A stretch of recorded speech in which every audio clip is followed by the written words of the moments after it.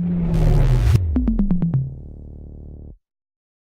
guys, welcome back to Tech Wrapped. Finally, the official Android Pie ROM is now out for miA1. It's a closed beta ROM which was released to selected testers, but you can flash it on your phone if you have an unlocked bootloader. I flashed it successfully on my phone running November update without any data loss. I have included the installation guide at the end of this video. First, let's check the OS details. Going to settings, system, about phone. Android version is 9 Pie with latest December 5 security patch. Kernel is still outdated 3.181. Build date is December 3rd and the build version is 10.0.2.0. This is the new launcher. It's changed from launcher 3 to quick step. Here you can get the rounded quick search bar at the bottom with quick search feature, and at the top you get day, date and weather information. This is the app drawer, nothing much changed, but the launcher now supports app shortcuts feature. This is the new volume slider. By default you can adjust the media volume. You can find buttons to mute the volume, set the sound mode to silent, vibrate or normal, and when you hit the settings icon you can go to the sound tab. Here under the sound tab you can adjust the call volume, and if you are connected to a Bluetooth device you can set the default output mode to either speakers or Bluetooth, keeping the Bluetooth connection intact. Next, this is the Android Pie recents panel. One good thing about this particular ROM is that even though miA1 has hardware buttons, Xiaomi decided to include the Android Pie gestures. They are disabled by default, but you can enable them by going to settings, system, gestures and enable swipe up on home button. As you can see, there is new swipe up navigation bar just like on screen navigation bar. So once enabled, the hardware buttons get disabled, but as you can see the hardware keys still light up.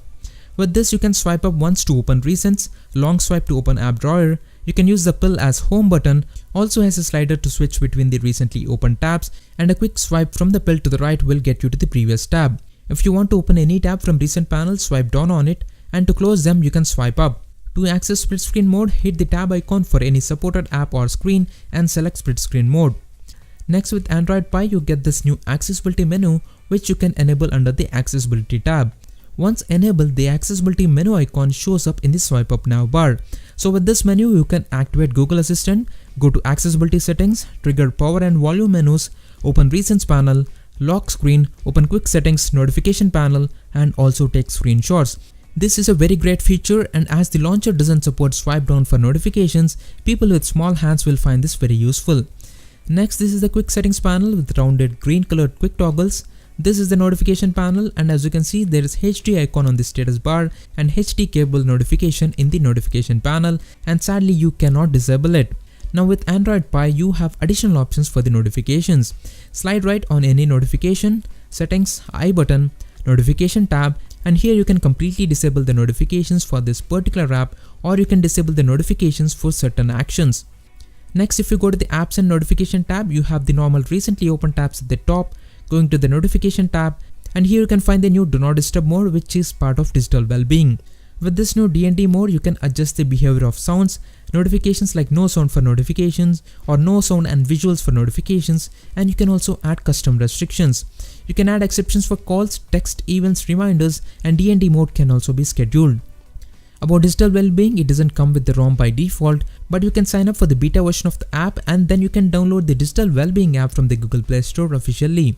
So once downloaded, you can find it under the settings tab. There is dashboard, you can set timers for apps. There's window on feature which turns the entire screen to grey. Rest same stuff which you can find under the notification tab, and if you want the digital well-being icon in the app drawer, enable show icon in the app list option. Next, from Play Store you can find updates for some system apps like phone, messages, and as you can see there's an update for Google Lens app. Once downloaded, you can find the standalone Lens app in the app drawer. About the other apps included in the ROM, now the FM radio app is enabled and it is working fine. You also get Google Files Go app pre-installed, and about the camera app, it is the same one. You don't get video stabilization via EIS or 1080p 60fps recording or front portrait mode. This is a new settings panel with new colored icons. There is wide search bar at the top. Under battery tab you have auto battery saver mode which can be turned on automatically from 5 to 75%. Adaptive battery which limits the battery for apps you don't use often. You can enable the battery percentage on the status bar, screen usage details at the bottom, and when you hit the 3-dot menu you can access the full device usage details. Display tab is the same, but now you get the device theming options like automatic, light and dark. Under security and location, lock screen preferences, there is new lockdown mode. When you enable this feature, it turns off smart lock, fingerprint unlocking and notifications from the lock screen, and the only way to unlock your phone is through screen password or pattern. Next, there is manual rotation mode, which you can trigger anytime based on your requirement.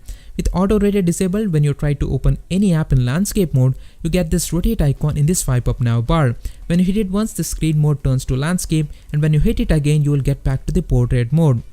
So that's it about the features. The ROM is stable, calls working fine with VoLTE, no issues with Bluetooth, fingerprint unlock time is same as before, takes about a second to unlock, but swipe down on FP sensor for notifications is missing here.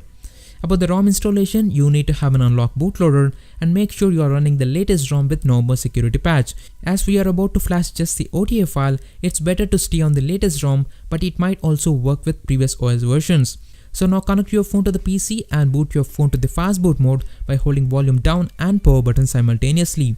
Now go back to your PC and download this miA1 flash zip file of size around 1 or 1.3 GB. So once done with the download, extract the contents of the OTA zip file to a new folder, and under this folder I have placed all the ADB and fastboot files, OTA contents, and also a script file to automatically flash the contents.